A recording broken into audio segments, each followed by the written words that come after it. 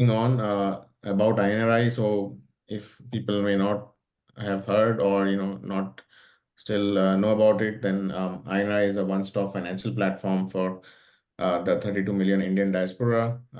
You can imagine as wealth fund for NRIs if you're familiar with something in the US, which is called wealth front or betterment. Further along, we started 1 year ago, and today we have more than 20 crore in AUM. We provide Indian mutual funds as an asset class. That's a beginning, but we plan to even extend it to for more asset classes as well as various services like taxation and more in the coming years. Today we have 10,000 NRIs on our platform from 30 plus countries.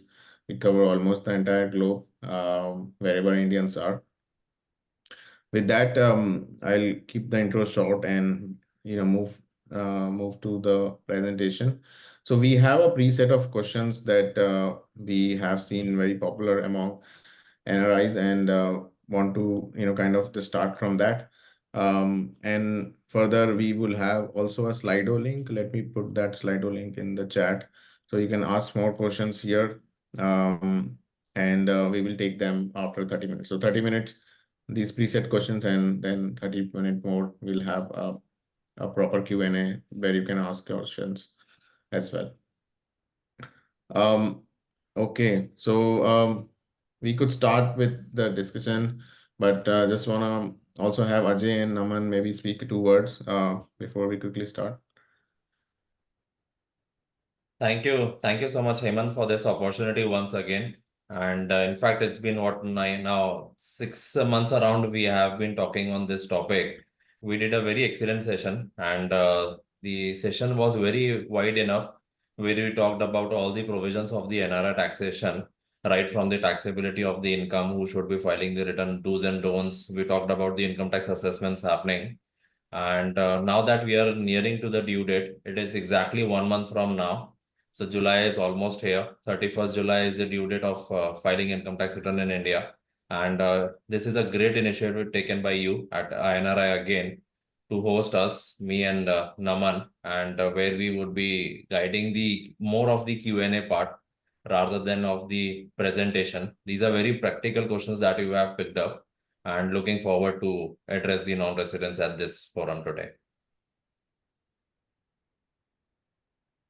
So thank you, Hemant, for this opportunity. And we have been in touch in last, as Hemant mentioned, we have been in touch for last 1 month. But I was very surprised to see that what Hemant has built and how he's handling the NRI audience as well as their taxation. Because we see various products in India which are majorly for the residents, are majorly for the salaried employees in India. Correct? They're not for the non-residents. So this is, and we all know that how much population of India has gone out for jobs, gone out for their businesses. So I feel it's a very good initiative. And now, from last a decade or last 5 years, what we have seen is India is growing. So now people want to invest in India, and that is how I see that how NRI is going to help them to invest in India, to plan their taxation in India. So a great initiative by Hemant, I must say, and I would like to thank him for inviting me on this session and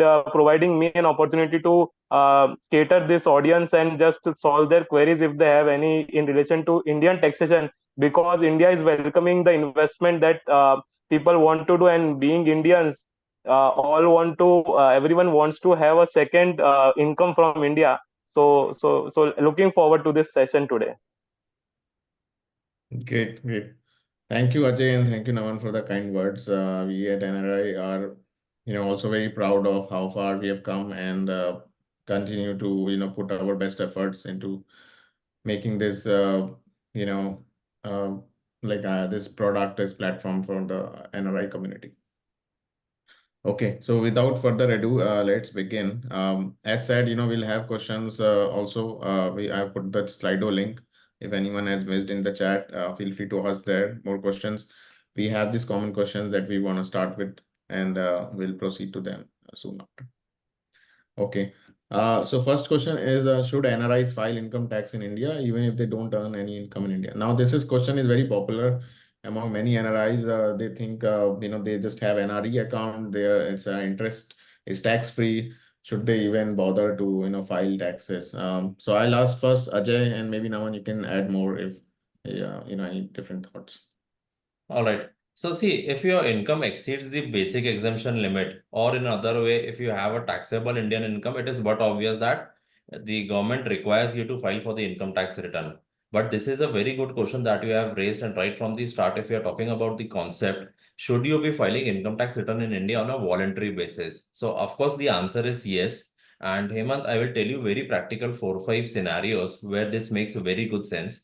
Number one, if you see, of course, there are NRIs who are into the various parts of the world, and some countries have taxation, some countries don't have the taxation. Like if I specifically ask for the GCC countries, there is no income tax over there, and people have no habit of filing any taxes because the country doesn't require them to file for the taxes.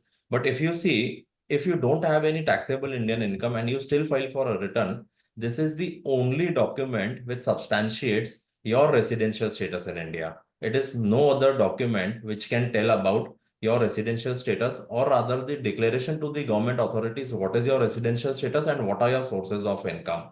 This is point number one.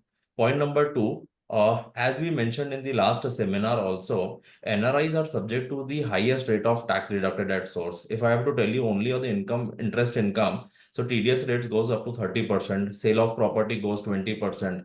So these are all always on the higher side. If you don't have any taxable Indian income, you file for your taxes, whatever is the excess TDS, the government will pay you back with interest. A lot of NRIs are not even aware what is the TDS that has been deducted because there are restricted access to 26 AS.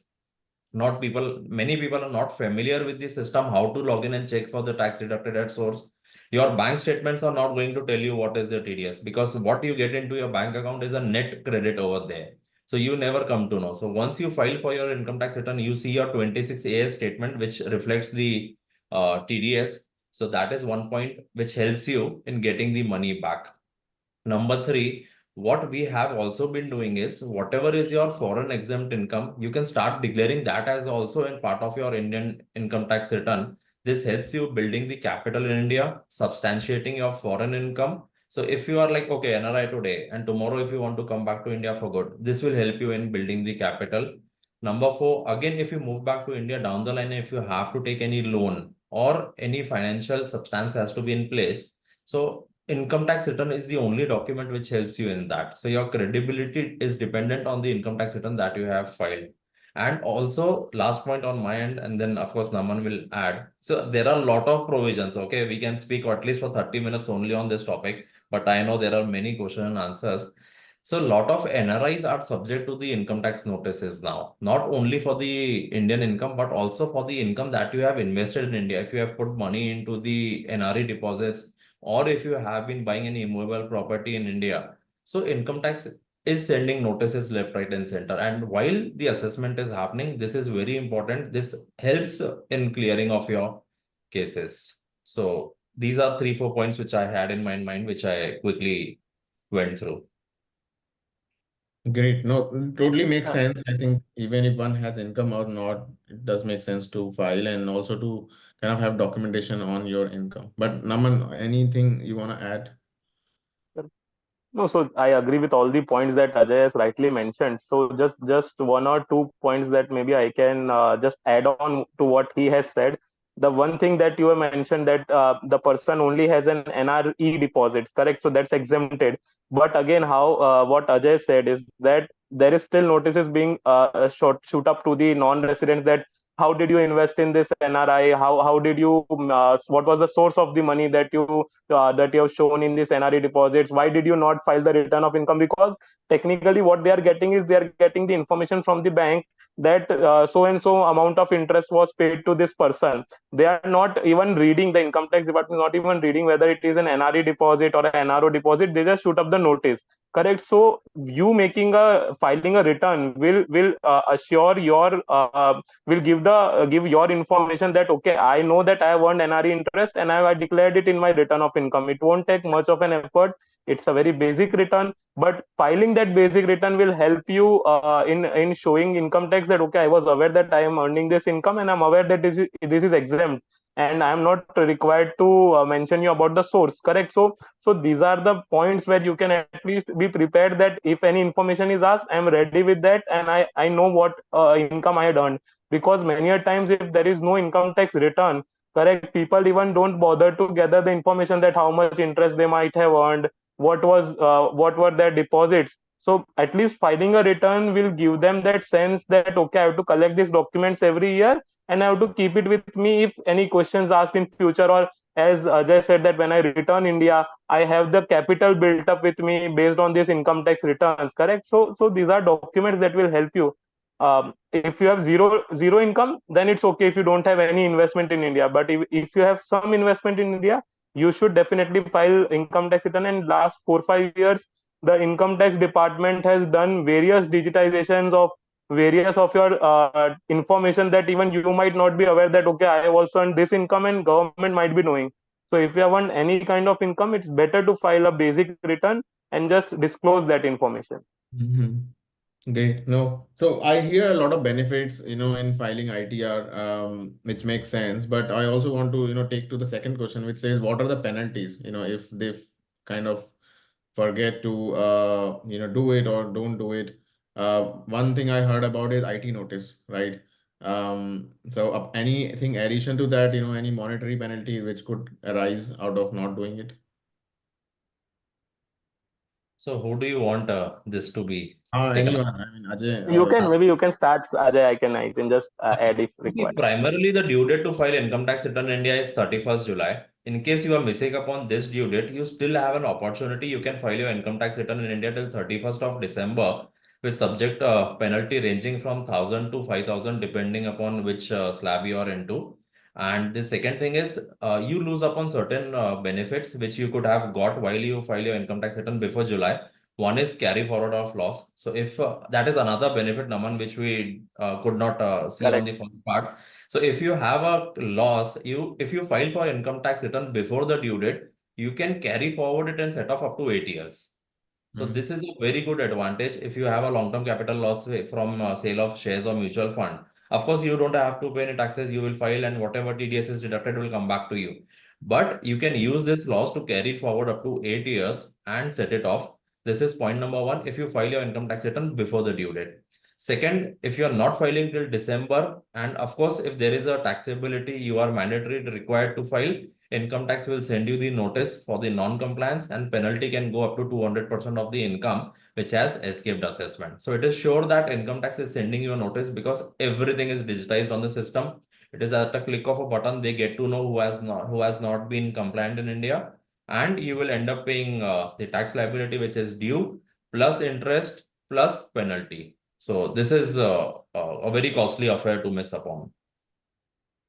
Correct. So yeah, so in this case, let's say for example, the point which he rightly mentioned about losses, many people tells us कि एक तो मेरा नुकसान भी हो रहा है, then I'm filing the return also, वो भी एक मेरे लिए extra cost बन रही है, but they don't get the benefit of filing it for losses, correct? Whenever you make a profit, and India is a growing market, if you get invested, they will also help you. Hemant will help you in getting benefits, in getting profits. So whenever you earn profits in future, so what you are doing is currently you are making losses by not filing that return of loss, and plus in future when you make profit, then you will again pay tax, and you will again not take the benefit of the losses that you have made earlier, correct? So you are making two times, you are making a loss twice that you could have taken the benefit just by filing a simple return of income. So it's beneficial to file return of income if you have any income, and if you don't, then okay, the notice will come, because in the case of non-residents, it is more upfront, that because of TDS getting deducted on each transaction, all the information available for non-residents because of TDS, SFT. So it's always better that if you always check your AIS, always check what share transactions you have done or your PMS has done on your behalf. Because in many cases, there could be a situation that you are not even aware that your PMS is handling some share transaction on your behalf. So it's always better to check your return, and if you don't do that, as Ajay sir said, that there could be a penalty of up to 200% plus the interest on that taxes. So it could be very harsh. It's better to file the return of income every time. Otherwise, 5,000, the late filing fee is not a big of a thing. The interest plus the penalty is the thing that we should be looking for, and we should avoid that. And practically, if you see, there is no cost which income tax department charges you to file income tax return in India. Correct. Of course, if you are going through a professional, he will charge you, but he is not Correct. charging only for the filing. He is putting his expertise Correct. into picture. But keeping that aside, there is no cost directly on an individual to file for a return. So at no cost, practically, you get one document which says you are a tax compliant citizen of the country. So of course, that makes a very good sense. Yeah, and I Correct. think this also would be very beneficial for many NRIs who are planning to return to India one day, right? And if that day you're saying, "Hey, I'm coming with $1 million," having earned abroad outside, I'm sure like a Indian tax department will probably send you a notice if you have not filed it yet, right? And in that case, it just becomes a surprise that, hey, where is this all money came from, right? Obviously, Correct. you have the documentation, but So first you get attacked. everyone would like to have a very safe landing back in India. Ah, And yes. it is but obvious that NRIs have been living outside India for the reason to earn extra income. And once they come back to India, they have a very peaceful retirement life. This is the primary objective Correct. people have moved outside India. Mm-hmm. And so you are filing otherwise income tax return in India for a very nominal income and coming back with a very handsome saving. So of course, this is a disbalance of the income and the assets that you have reported. So you should be very financially strong regarding your documentation so that if any assessment comes upon, you are easy to go. Yeah, yeah, yeah. Okay, let's move on to the next question. Uh, We'll take questions at the end. We want to cover these because I think they have been voted already, but we'll take more questions. So feel free to kind of keep them in the slide or on the Zoom chat. How can NRIs avoid double taxation on their foreign income, and how does that work? Let's say when you're filing Indian taxes, any paperwork that might be required here, So the Ajay? concept of double taxation avoidance agreement is it should not happen that any income is taxed twice over the different jurisdictions of the countries. So primarily the taxability of the income is in the jurisdiction where the income has arisen or it has been received. So income accrued or received, whichever is there. So primarily it is the country where it is taxable. So for example, if you're talking about income from sale of mutual funds, and the income has been generated in India. So it is the responsibility of an individual to pay off the taxes over here. And since if you have to take an example to compare with a country like US, so India and US have the DTAA, it will not happen that you end up paying entire tax on the income that has already been paid for in India. So US will allow the proportionate credit for the same while you file for the taxes in US. So this is the concept of DTAA.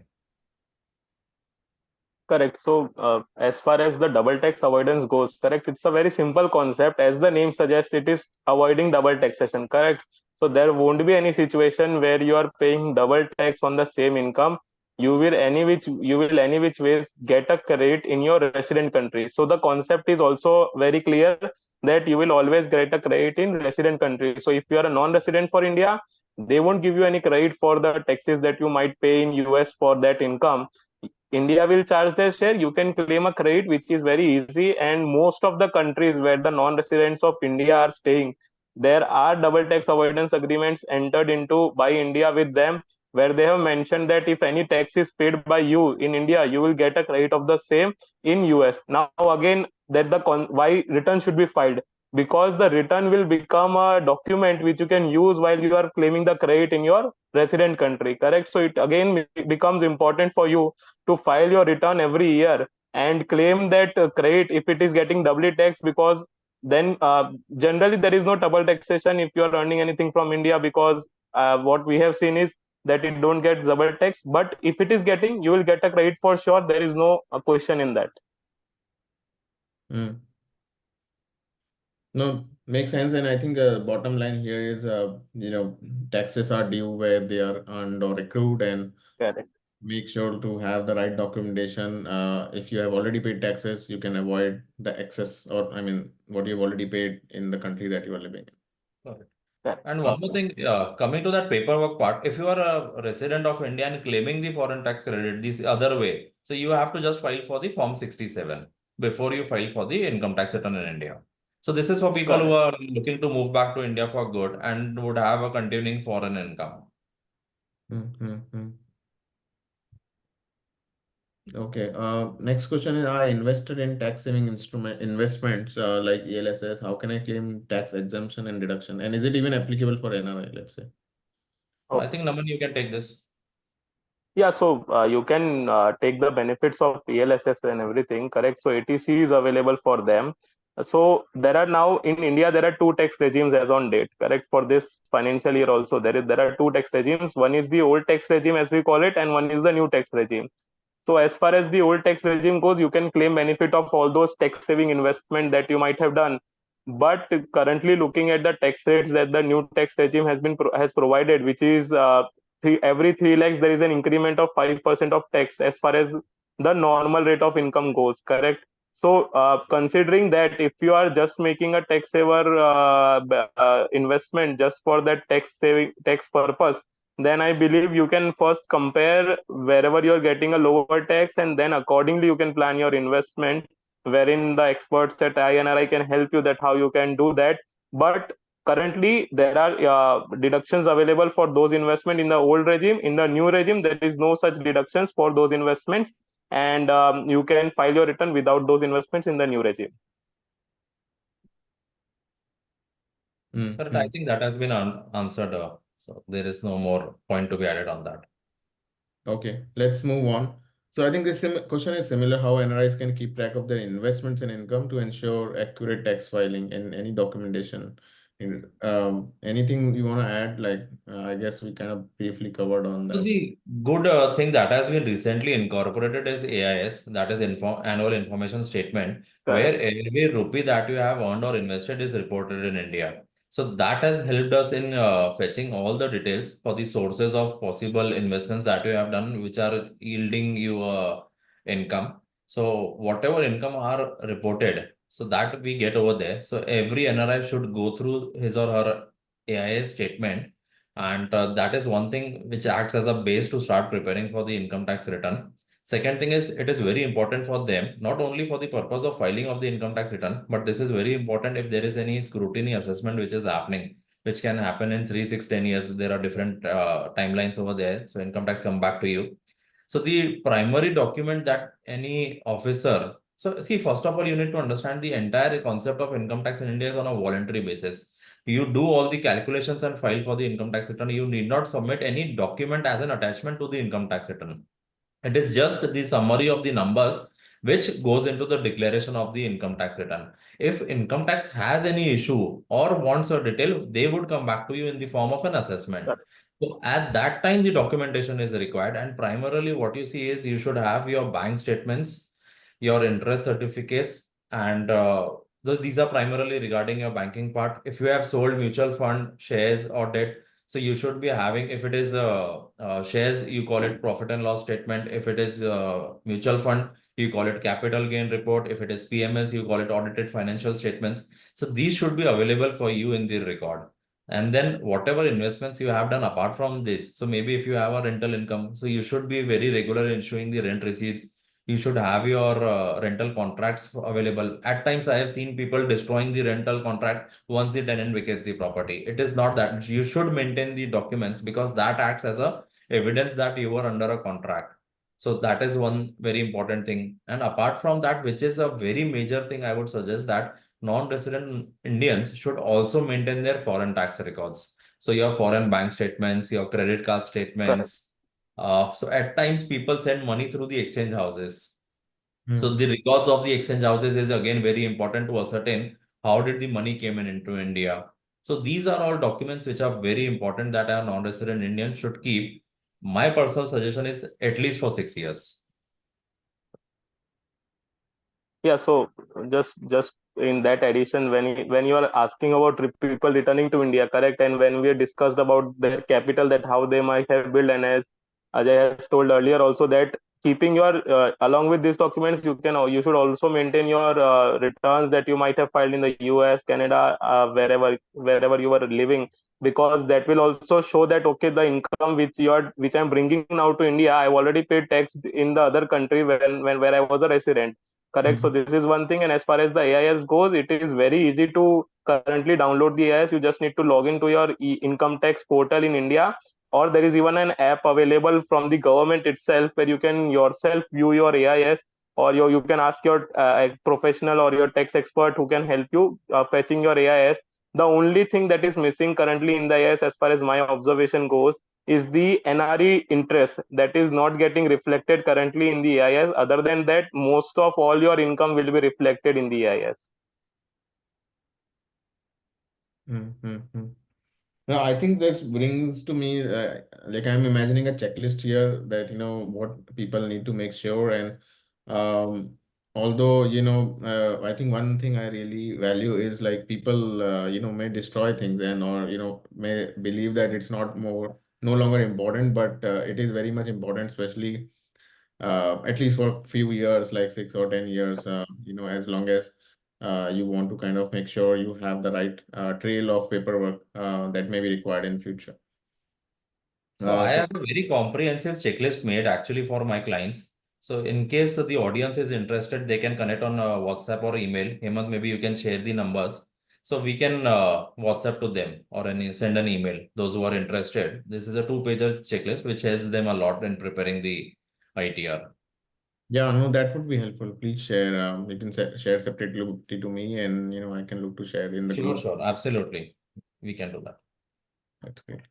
Moving to on, how can NRI manage a tax liability such as TDS on income? So I think this question is probably more I think would be relevant for people who have income or from rental properties in India, have land or apartments.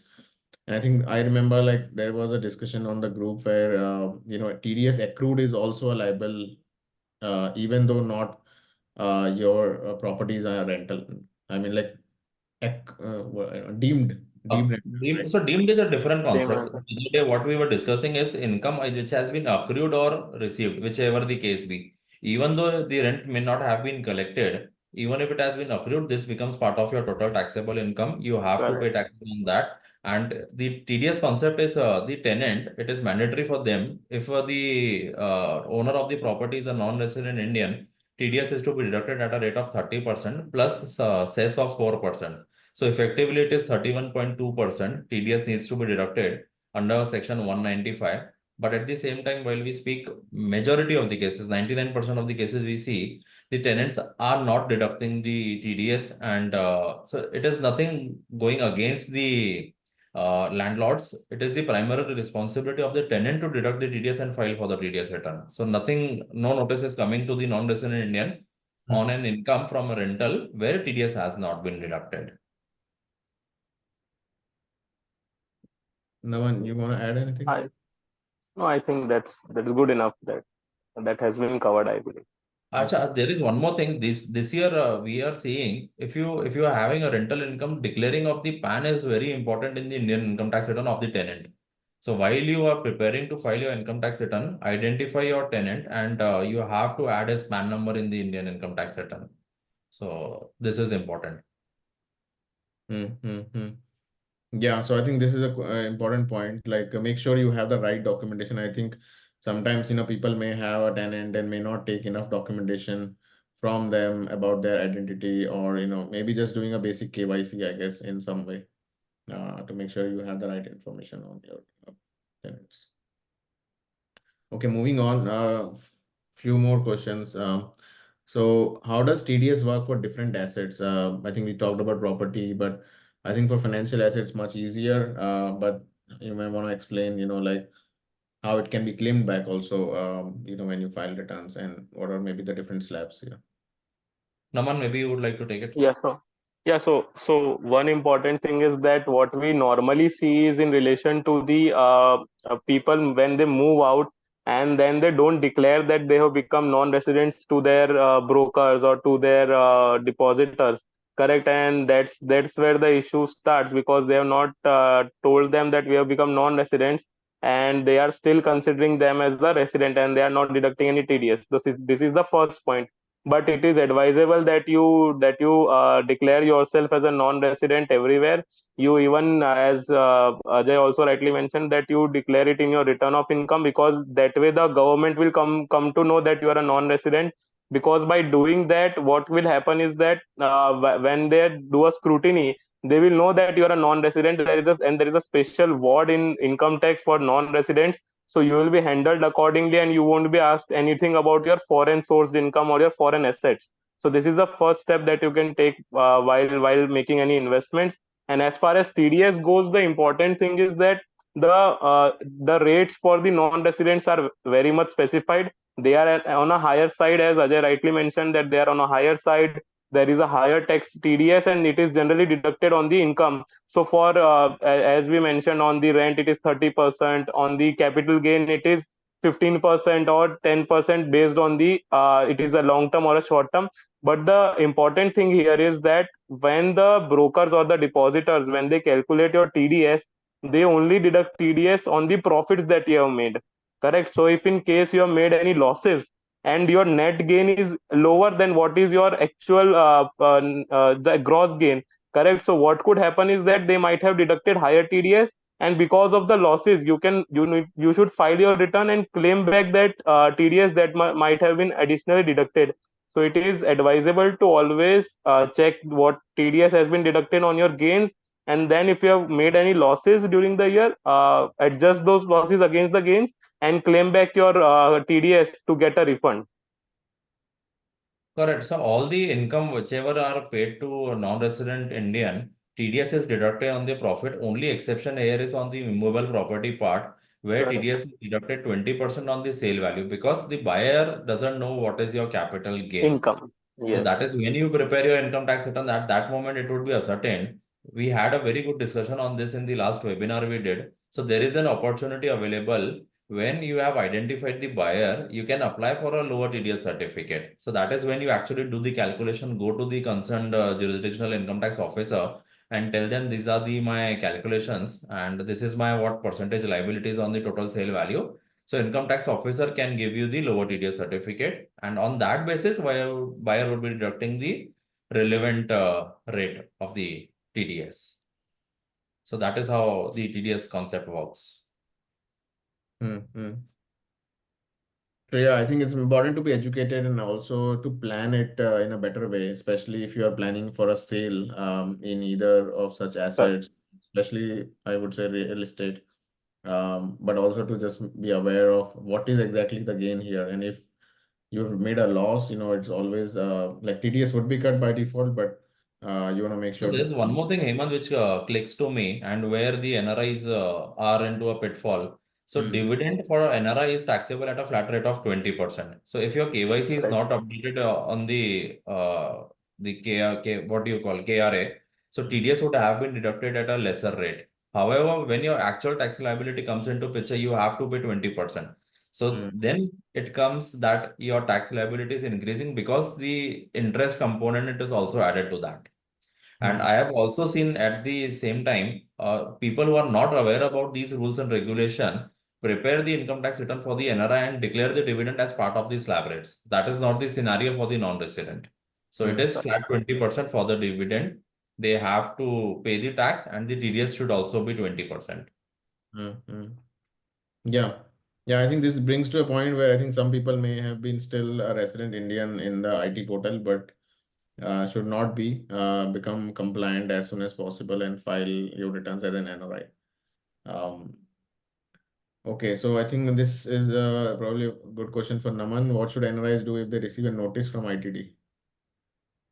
So first of all, you need not panic because generally looking at the notices, the first thing that we get is that will they send us a notice, or will we need to get present before them?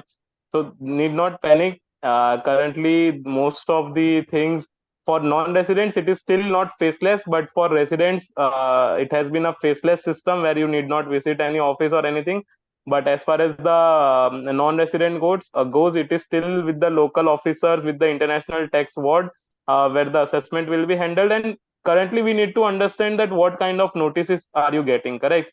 So when you file a return, you get an intimation under section 143(1) from the income tax department, which is nothing but an intimation that your return has been processed, and this is what income tax assumes is your total tax. Correct. So in that case, it is not a notice, it is just a acknowledgement from the government that okay, we have processed your return and this is what we consider your income. Generally, in most cases, it matches, but in some cases, if there is any mistake in filing the return of income, there might be a demand. So you just need to understand that and file your return, revise your return, or pay the demand accordingly.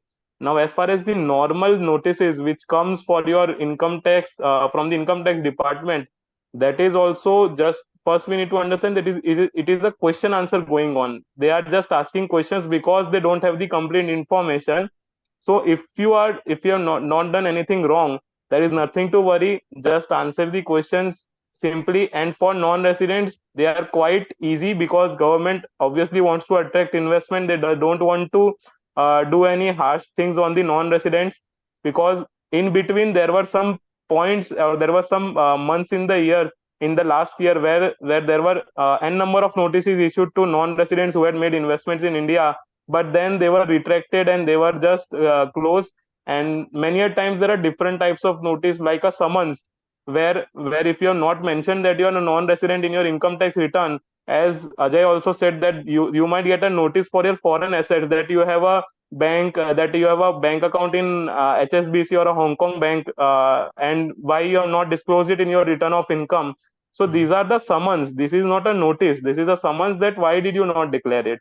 Correct. So it's always better to choose the correct information and disclose all the income or all the information that you have. Even if you feel that it is not necessary, just disclose it so that the disclosure is complete from your end. Once the disclosure is complete from your end, it is easier to handle the income tax notice. You just have to respond whatever they are asking, but with a good drafting and giving all the information that they want. Ajay, you want to add something?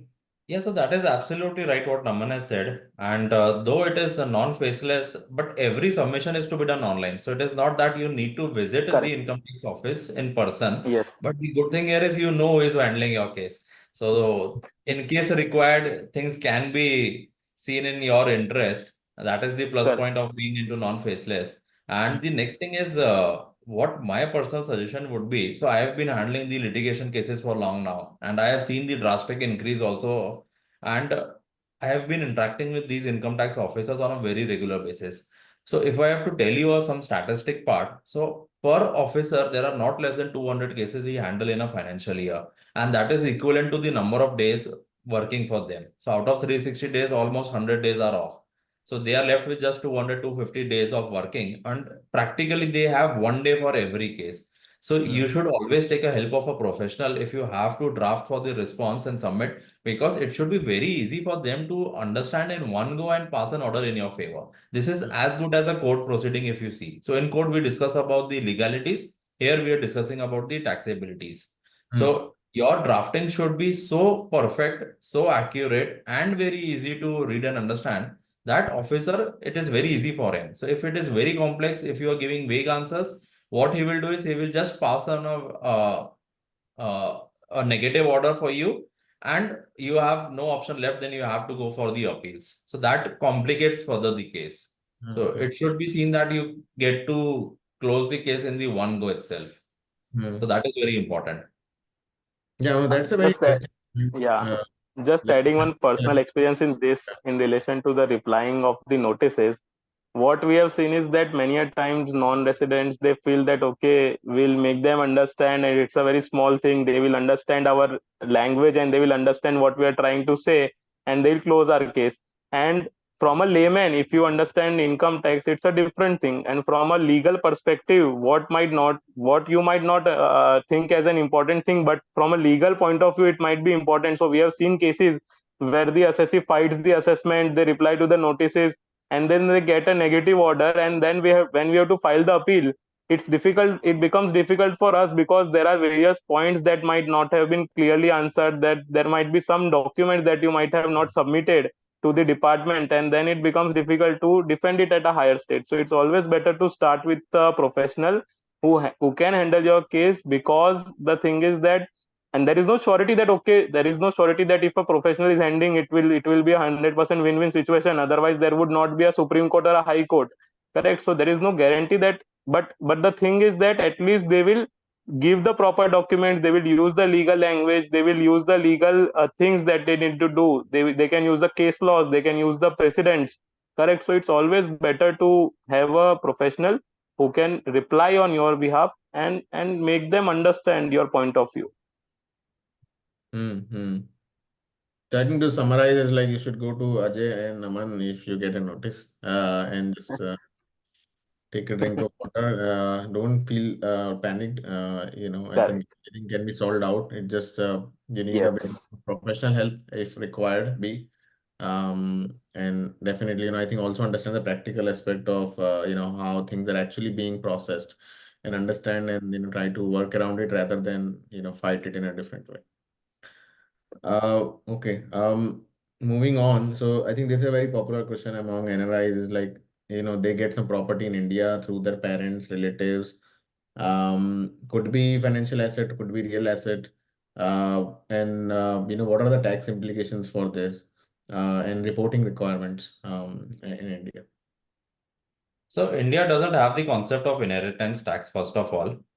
At the moment of inheritance, you need not pay any income tax. It is only when you realize the asset, when you are selling the asset, at Correct. that time the capital gain comes into picture. And for the purpose of calculation, like if it is an immobile property we're talking. So at the time, what was the cost of acquisition for the person from whom you have inherited is to be seen as the cost of purchase. So original purchase price is continues as it is. So maybe like today in 24, I inherited a property from my father, and 2 years down the line, 26, I'm selling it off. And I have to see when did my father bought this property. So if it was bought in 2005, the purchase price of 2005 is to be seen for the purpose of calculation of capital gain. So that is how it works. And this is across all asset classes. Yeah, so I think he has mentioned about the main things, but just one or two points that I could add is that there is a list of relatives that can give you a gift, correct? So not everyone giving you a gift will be tax free, although it is not an inheritance tax, it is a gift tax that is applicable. So if you say that out of natural love and affection, मेरे दूर के किसी uncle ने या मेरे दूर के किसी मामा ने मेरे को कोई गिफ्ट दे दिया, correct, it he must be your cousin or he must be your first cousin or whatever, correct? So we need to first check whether they are getting covered in your list of relatives or not, and then if they're getting covered it will be tax free, but if they're not getting covered it will be a taxable event, because before like 3 to 4 years there was an amendment in section 9 under income tax act wherein it was brought into picture that even if a non-resident is getting any gift in India, it will be taxable, or even if he is getting abroad, it will be considered that if he is getting any gift from a resident in India, it will be deemed to accrue in India and taxable in India unless it is from a relative. So if it is from a relative, then it's tax free. Otherwise, it will be taxable. And as Ajay has mentioned, that if it's from a relative, the cost will be the cost of that person who has originally purchased it. So many times this is also an issue where they say that मेरे पास तो है ही नहीं, मेरे father ने कितने में लिया था, क्या लिया था. So that things, that paper trail is very important if you can maintain. Otherwise, you can always get a valuation from a government approved valuer for that property if required. Mm-hmm. Great points. I think on just simplifying this concept, especially like a lot many NRIs are unaware because they're just given something, but now they have to take care of it, and obviously with this thing comes also some responsibility to take care of the Correct. taxes and any implications that come out of it. Okay, so last question that we have, how can NRI manage and invest for their parents in India for regular income? Because I think most NRIs have parents in India. We want to make sure they are financially stable and, maybe have a monthly income that they can, use it to work for their expenses, and any tax saving strategies that they can think around this particular requirement. So of course, this is more of a personal choice based, and this is case to case specific, need based specific. But there are a lot of opportunities available. One good thing we see is a senior citizen saving accounts where the limit recently has been increased from 15 lakh to 30 lakhs now. So it is a fixed deposit with a lock-in of 5 years, where you get a very good interest rate. I think it is right now around 8.7%. So that is one, like you put on the lump sum and the parents get a regular interest payout, which they can use for the regular spends. Another thing is a lot of trend has been seen of late that people putting the money into the real estate rather than residential. People should think for a commercial. So you don't have a worry for the denting, bending, repair and maintenance.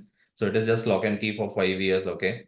And it is a contractual thing. So if there is a very good company, they would be regular in paying off the rentals. And vis-a-vis the comparative residential versus the commercial, you get a better return on the commercial property. So that is one good area. So you get 30% standard deduction on the rental income also. That gives you a tax advantage. And then of course mutual funds are there. So you can plan for an SWP. So that works as a passive income. So there are a lot of opportunities, and this has to be curated actually, if you honestly ask me. So what are the requirements we need to ascertain? So there are various tools where you can structure a investment strategy. So regarding this, I would just like to add a few points as far as tax point is concerned. So many a times what we see is that the non-residents have some property in India, and what they do is that they ask their parents to make an rent agreement in their name and take the rental income and show that in their return of income. But as far as the income tax goes, that is not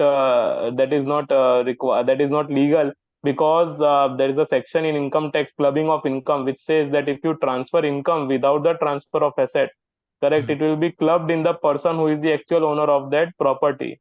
So it Mm. is advisable that whenever you are trying to plan anything for your parents, always transfer the asset as well, and then let them earn the income from it. So if you are planning that they should have some regular dividend income or they should have some regular interest income, you should always first give them the amount or the asset, and then the income which accrues will be their income, and they can then there is a very high limit of 5 lakh also available for senior citizens and super senior citizens. For senior citizens it is 3 lakh, for super senior it's 5 lakhs. So they get good advantages, and the senior citizen savings scheme which Ajay has also mentioned, that is also a very good option. But always first give the asset, and then the income will be taxable in their hand.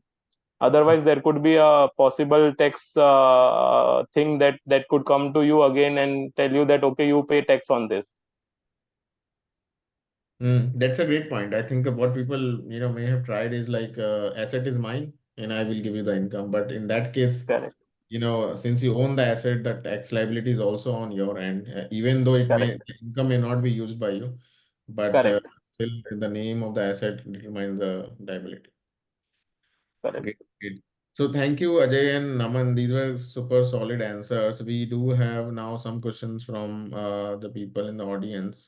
We have this Slido link where people would have, I think there are many questions. I'm not sure how we will go through all of them. And I see more questions on Zoom also. Okay, so I see Abhishek Batra has also joined. So thank you, Abhishek, for answering some of these questions. He was also supposed to join today, but could not because of some personal Mm. accidents on his side. Not an issue. Not an issue. Absolutely not an issue. Yeah, but thanks for taking these questions. Um, Okay, so we'll go through some questions, but I want to just highlight before we end, or people may leave because we're very close to the time, that these services are available on INRI platform. We cover many topics such as tax filing, repatriation, inheritance, real estate. We recently launched this, and also a special offer for INRI Gold customer is that we just offer ITR filing just for $1. This is a special offer for Gold customers, but even if you're not, you still get 10% off on all ITR services and also on consultation.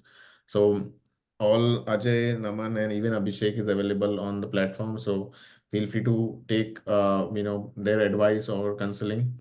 But meanwhile, since we have time, we'll cover questions. But just wanted to highlight that too. Okay. I think this is already answered. Good to file income tax. Do you assist in filing income tax? Okay, yeah, we do, and you can take the help through INRI Tax Services or reach out to the experts separately as well. Charges, I think, would be dependent on the service that you want, and can be also, depends on your personal requirements. Never filed ITR in India. Where do I start? Okay, any quick things here? I think it's like they just have to do it, but any starting checklist that they need to take care of? So this is a very regular question people ask who have never filed for years. They said कि इतने साल में नहीं किया अभी करेंगे तो कोई problem है. The thing is, if it is mandatory for you to do, you have to do. So if not by now, it should happen in future. So forget about the past and start it right away. Mm-hmm. Every year is to be And seen independently. yes, yes. And it's never too late. ऐसा कभी नहीं होगा कि if you are filing a return, तो I would get a notice on ऐसा. It's not like that. If that was the case, then none of the people would file the return and they would be safe. Correct. So it's never any time late to start your filing of return of income. Every year, as Ajay mentioned, is a new year for income tax. So start filing from where you can. And as we have already mentioned many times, AIS is the base document with which you can at least start and start knowing what income are being reported in your name. And then there might be some checklist that Hemant might share in the groups and everywhere. So you can use that as well. Yeah, yeah. Okay, do I have to declare my foreign income generated in US while filing taxes in India? And this could be true for also, other countries. But anything that they want to declare? So So it is not. practically, it's not required. Yeah, Ajay. Okay, Naman, continue. Sorry. No, so it's not required as far as non-resident goes under Income Tax Act. For non-residents are not required legally to disclose their income in India. But if you want to plan it for you, when you're returning to just show your capital that what amount you're going to bring, then maybe you can do. Otherwise, if you go by the provisions of the law, you're not required. So it is not mandatory, it is recommendatory in nature. Mm-hmm. Okay, even, yeah, I guess this is also true. Like, I mean, you should file even in case of loss, and that would be helpful when you're carrying over these losses for future years. And actually, let's say if you have a gain tomorrow, you can offset this loss, and I think which will only lessen your tax burden. So, yeah, plain answer is yes. How can I claim tax exemption deduction on ATC investments? Any nuances here, or I mean, one can avail this, but specifically for NRIs, would something apply? So if you have done the relevant investments, you need to take just the claim in the income tax return. No document or proof needs to be submitted while you claim for the exemption. Mm-hmm. Yeah, so in India, there is no such thing that you have to attach any document with your return of income while filing. Just mention the amount, and the important thing is that if you should first file the return for claiming all these exemptions. If you get a notice and then you say I've made so and so investments, it is difficult to make them understand. So file your return. Hemant, I would like to add here one thing that this year is a new tax regime year and it is a mandatorily new tax regime. And Correct. this ATC benefit is available in the old tax regime. And if you don't file the return before 31st July, you are not eligible to go for the old tax regime. Correct. So if anybody is having investments and planning to take ATC benefit, then he has to file the return before 31st July. Once 31st July goes, then you are mandatorily in the new tax regime and you cannot opt for the old tax regime. And new tax regime does not have ATC. It has a flat 3 lakh maximum exemption amount, and the rate of tax is reduced to 5, 10, 15 progressively, depending on that. And it Absolutely. is Good point. Good point made by Abhishek. yeah. And this is very important because of the fact, generally the impression we have is that 7 lakh is exempt. In India, the basic exemption is per se for a resident Indian is 7 lakhs because they have given special benefit to the resident Indians, but not to the non-residents. For a non-resident, the maximum exemption limit is 3 lakhs in the old regime and 2.5 lakhs in the 3 lakhs in the new regime and 2.5 lakhs in the old regime. So if you are having any kind of tax benefits like ATC or ATR, whatever you want to plan, then you have to do it in this financial year itself before 31st July. So this is quite important and the new feature for this year. Yeah, thanks for This the I highlight. wanted to add. Yeah. I think this makes sense because especially given India is moving to a new tax regime, what is applicable from now on or maybe in future years is important to know. How much tax-free money I can send to my parents, and how is my stock mutual fund tax when I invest through NRE? So I believe for whether you invest from NRE or NRO, the taxes are applicable as same, even for stocks or mutual funds. And any tax-free money that is part of this, or I mean, like sending So to there is parents. no concept of levy of income tax on a mere occasion that it is transferred to a blood relative. Hmm. So on transfer, there is Correct. no taxation if it is to parents. Any Okay. amount is tax free. Just mention in your when you're sending it to your parents and when it is getting reached to your parents' bank account, they will ask for a purpose code that just mention that it is a gift from my son, so that there is no taxation in future as well. Hmm. Yeah, so simple answer is no. I mean, like you can give any money or gift any money to your parent. Just make a note and document it well. If I send money to my wife who is resident Indian and invest her name in MF, do I need to pay taxes on wife MF when she redeem the MF? Let's say she moves back and or maybe any other scenarios that may occur out of it. So see, the concept is again the investment is done in the name of wife. Whatever is the capital gain taxes is to be paid, and since it is on her part, the taxes is same. Only difference here is non-resident do not get the benefit of the basic exemption limit for the short-term capital gain, whereas the resident get the benefit of the basic exemption limit for the purpose of calculation. So for NRI, short-term capital gain is flat 15%. But for a resident, they get the benefit of the slab rate, and above that, then it is 15% on the short-term capital gain. And long-term, it is 10% flat. Basic one like exemption, both get the benefit. Ajay, I would like to mention one thing that the query is regarding investment in the name of wife. So, wife, Naman has rightly pointed out earlier, in case of clubbing of provisions, Clubbing of income. the So provision this is of clubbing. basically, Yeah, so this is yeah. basically gifting the money to the wife, and then wife is investing. That's what I was just wanted to clarify. I just wanted to Correct. say that don't buy in the name of your wife if she's a resident. Give that money to your wife. Move it from your hands. What Naman had pointed out earlier. There's a specific provision in the law for spouse and daughter-in-law. Correct. So, Correct. in case of spouse and Even gifting daughter-in-law, will also attract. any Yeah.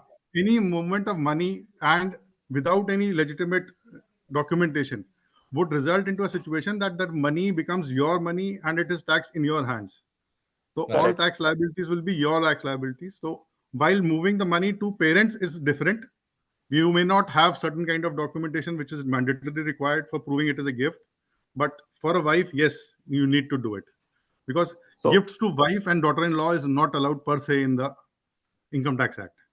correct. It will attract clubbing as Abhishek rightly mentioned. Again, it will come to tax in your case. If we go legally, practically, they might not trace or they could trace. We cannot say it right now. But whenever you want to invest in your or like your wife to invest your money, maybe what route you can use is give her a loan, let her invest, earn the income, and then she can repay you with some interest. That could be one possible way in which you can make the investment in her name. Interesting. Yeah, I think there's some nuances here. Definitely important to consult or plan your investments so that you are well taken care of. Property purchase 25 years. So I just want to highlight we are at time, but we'll continue to take few more questions, like maybe 5-10 minutes more. And sorry for I think there are so many we may not be able to answer them all today. But feel free to take note of us. And I am glad that we started with two, but now we have three experts. So that's the beauty. But anyway, so property purchased 25 years ago, say at 0.1 crore, now sold at 1 crore. So almost 90 lakhs as a gain. How is LTCG calculated versus the rate at which TDS on the sale price is collected? So I guess the question is around at what price would this TDS be applicable? And also I think a follow-up question is how to reduce the TDS. So primarily, when a seller is a non-resident Indian, we discussed a while ago. So rate of TDS is 20% plus surcharge plus cess. So if it is a property which is crore and above, the effective rate goes to 23.92%. This is the tax deducted at source, and this is a flat rate. And what we discussed is there is a provision available where you can apply for a lower DTA certificate. Now, coming to the purchase part. So the question said the property was purchased 25 years back. So the thing is, if the property has been purchased before 1/4/2001, you have to figure out the market value of the property as on 1/4/2001, and that value is considered as the base purchase price. So if it is after 1/4/2001, whatever is your actual purchase price is considered as the base purchase price for the purpose of calculation of capital gain. But for a property before 2001, you have to get the ready reckoner value. So either through the registrar office or through the registered income tax valuers. So that you use to bring it to the present value using the cost inflation index. And whatever is the indexed purchase price reduced from the sale price is your effectively the gain amount. So if it is long-term capital gain, 20% tax is there. And if it is loss, of course, there is no taxes on that. Yeah, so I'd just like to add one point in this, that the law says it's a 20% on the income that has been earned. And as Ajay mentioned, that it is difficult for the buyer to calculate that income part, correct? So if you are really, because the LDC part or the lower deduction certificate is a very long process practically. It takes, and that's why you have to plan your property sale if you want to take a LDC, because it can take anywhere between a month or a 2 month, anything can be there based on the officer and everything.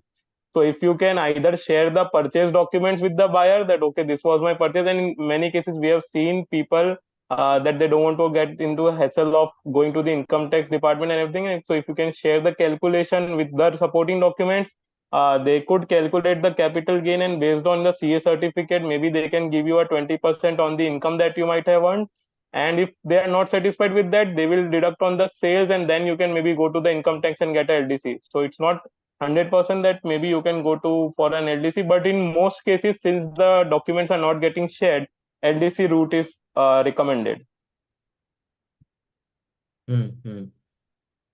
Thanks for that answer. I think very detailed one, and definitely important to plan your sale property. I think this may be question more relevant for the US people, is how is 401k early redemption taxed in US? And I think also 401k is a retirement account, but could be similar in many other countries, like in Canada or in UK, Europe, and so on. And how, what happens when they relocate to India, how this tax-free money that they've saved outside, will get taxed when they are moving to India. I think Abhishek can answer this. Yeah, I last week, around 10-15 days ago, there was a question in the platform, also on the WhatsApp group, and I had shared a small note on it. 401 is taxable on redemption in US, and once you move to India and it has already been taxed in India, it's not going to be taxed again. So what is taxable is, you have to see, the question is more important when it is Roth. When it's a Roth investment, Roth IRA, then it is not taxable in US. But in India, that is taxable because the income is taxable. What you invest in Roth IRA is a taxed income into a Roth IRA. It's something like, for Canadians, it's a tax-free saving account, which is called in Canada, it's called a TFSA. In US, it is called as Roth IRA. And 401 IRA is something like what we call as RRSP in Canada. So they both are identical. I'm just explaining for both US and Canada. So when you invest your money into any Roth plan, then it is tax paid money, so it is not taxed in US. But the income you make on that investment will be taxable in India if you move to India. If you don't move to India, you stay in US, it is not taxable. Same goes when you talk about 401k plan. It is a taxable income for which you have claimed a deduction in your income. Let's say your income was $100,000 and you invested $20,000 in 401k. So that reduced your income that particular year to $80,000. So that 20,000 has never been taxed by the US government. So US government says that 20,000 on which you had not paid tax earlier, plus the gain you made on that investment, will be taxed as your pension. And when you withdraw that money as a pension, it will be taxed as your pension in your regular income. So that is what something is there in US. Now moving to India, let's say you move to India, whatever income you have invested, whatever money you are withdrawing from Roth, that is only the income which is taxable. When you withdraw from Roth, there are two type of plans.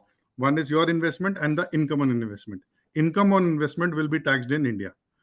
Whereas in 401k, both are taxable in US and both will be taxed in US, because that is pension which is being given to you by the US government or the fund in which you have invested into.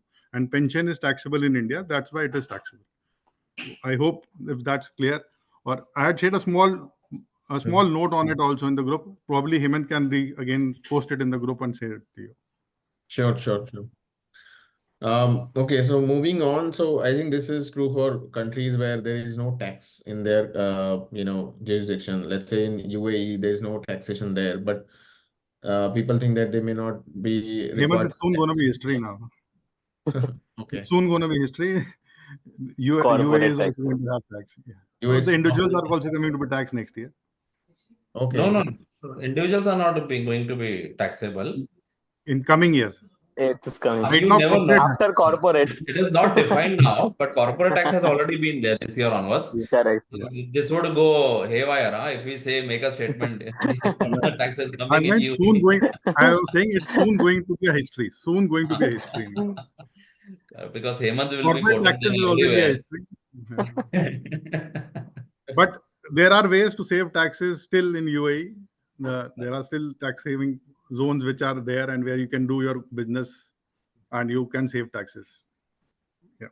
So basically, the concept is if you have TRC for issued in UAE, you get the benefit of the exemption from the mutual fund, and also the dividend, like from 20% it goes down to 10% in case you have the TRC. Mm-hmm. And every year you have to take the TRC to claim for the benefit. I think we covered this. Moving back to India, how can I file also this is I think RSUs, if you are in US, you will have to pay taxes in somewhere granted while I was working in India and some in the US. So Hemant, this is a good question. How many years back can I go and file for the taxes? So of course it is 1 year at a time you can file, but there is another concept of ITRU, that is updated return. You can go back for 2 years and file for the income tax return in India, provided you have a taxable Indian income, and there would be an additional penalty of ranging from first year 25% and second year 50%. You pay that and you are still eligible to file for the taxes. So practically you can file for 3 years if you have a taxable Indian income. In case you don't have a taxable, you cannot opt for ITRU part. Okay. Thanks for that highlighting that. Okay, we'll take two more questions. Okay, I think this is an interesting question, but just to answer, if all the details are available with the Indian government, why are we filing it again? And is there a readily filled tax returns to verify and file? So with the technology coming in, definitely this is in place. And as on date also, while we speak, a lot of information is available and it is very quick. The main concept is about the declaration part. So you have to go and declare to the income tax. These are my total computations and these are what I want to offer. So, but yeah, what they are doing is they are putting into AI into place. So a lot of computation and calculations are being provided for while we speak even this year. But you never know in 10 years, 5 years down the line how technology comes into picture. Mm-hmm. And I think my thought here is like, I mean, the government does know what you may have earned, but a lot of times, this works on reporting, right? How this income got accrued or generated, and they may or may not have it. And it's also your responsibility to share that what you got. Maybe you got less, for example, and the government has recorded, let's say, 100 rupees on your behalf, and you have just got 50 rupees. So while this may not happen for most people, but it can happen. And that's why the checks and balances are there to make sure that what IT department thinks that you have got and what you think are on the same page, and you are given the equal opportunity to do so while as you file taxes. Even there, I would like to add one thing, Mm-hmm. that legally per se, as a non-resident, you are not liable to file your tax returns in India. But your income which is there in India is taxed, and if that tax has been paid, if you don't file it, nobody is going to question you for that, because legally there are provisions which say that you don't file the return, you have taken the benefits. But it is always recommended and advisable for many reasons. If you have losses, then it is advisable. Moreover, if your income is above the threshold limits, then there are special rates where you pay tax at a lower rate. Let's say you have interest, FD interest for more than 10 lakhs or 15 lakhs. Then bank is going to deduct TDS at 30%. Unless and until you go to them and file their Form 10F, TRC certificate and everything else, till that you don't do that, you will not get, your tax deduction will continue at 30%. Whereas if you are a US citizen or a US resident, the tax rate goes down to 15% in case of interest. Similarly, dividend is taxed at 20%. So different categories of income have different rates, but you have to claim those rates. Standard rate for a non-resident is 30%. For the payer who is making the payment, like if you sell, there was a question that if I sell a property for 1 crore rupees, how much tax is going to be deducted? The buyer is going to deduct 20%, but your income may be lower than 1 crore.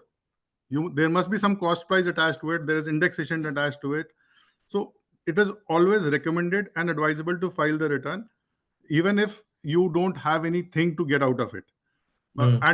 And what I have seen personally from my experience in so many years, I have hardly come across a return where a non-resident has not got a refund. And these days, it has made a lot easy with AIS, TIS, with a lot of information there. But you cannot blanketly rely on that. That information is incorrect. I was preparing one return for one of my clients. The bank has deducted TDS of a higher value. They have given a TDS certificate, but that amount is not getting reported in 26AS and AIS. You have already paid the tax, but you have to, if you want to claim that refund back, then you have to file that return. And it is not getting reported anywhere. It is neither in AIS, it is nor in 26AS. When I checked the return for the previous year, the same mistake was there in the previous year also. And they got a lesser amount of refund. Since they declared the actual income, they paid tax on a higher value, but the TDS was not reported. So they were, another point, every income tax refund on which is issued by the income tax department on the income tax returns, when you file the return, these days you get the refund within 15-20 days. They pay the interest along with it, and they deduct TDS on it, which is not getting reported in 26AS for most of the assessing officers. This is something which new has come into place. I don't know how. I have written a note I have put in the queries also. How do we claim that refund? Because it is not coming in my return in my 26AS, and you are going to process it only on the basis of 26AS.